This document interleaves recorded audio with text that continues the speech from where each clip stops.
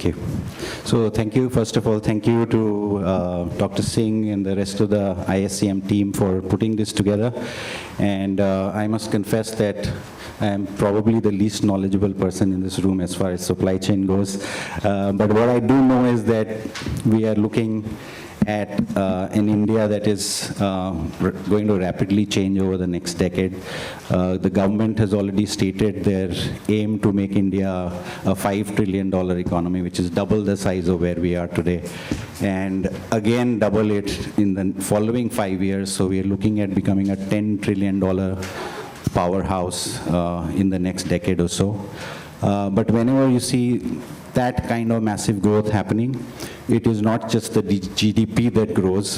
So India will probably see tectonic shifts happening in terms of demographics, socioeconomic landscape, buying behavior, purchasing power, talking buying behavior, trends like premiumization, personalization, etc. will come into play.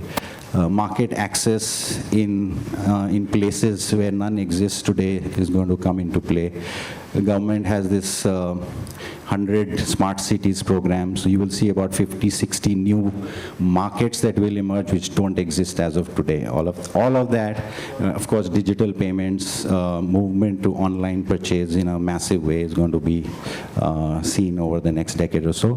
But what all of this really means for the businesses of today really is that they will have to reimagine or completely reimagine how their front, middle, and back offices work, which I think will be a critical factor, because customer experience is going to become the prime differentiator, and it's become a cliche to say that, but really in the next decade or so, because of the buying behavior changes, I think that will be one key differentiator.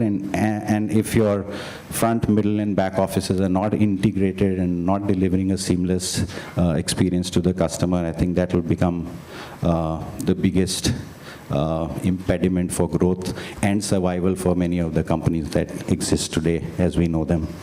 I'm just going to leave you on a thought. On one of the panels, we heard about how there is no innovation really happening, especially in the supply chain space, because of how we are so focused on operations that we only see incremental innovations in that space. I was at an event where I think a keynote speaker really put it very, very articulately.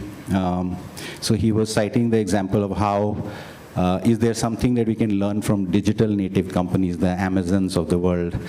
We also heard about how we can't compete with the Domino's, for example, as far as delivery timings is concerned.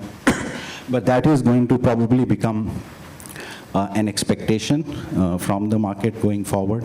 Dr. Singh also talked about drones and all of that. That is all probably pointing in that direction. So he compared how CEOs of digital native companies look at solving problems versus CEOs of traditional companies look at solving problems.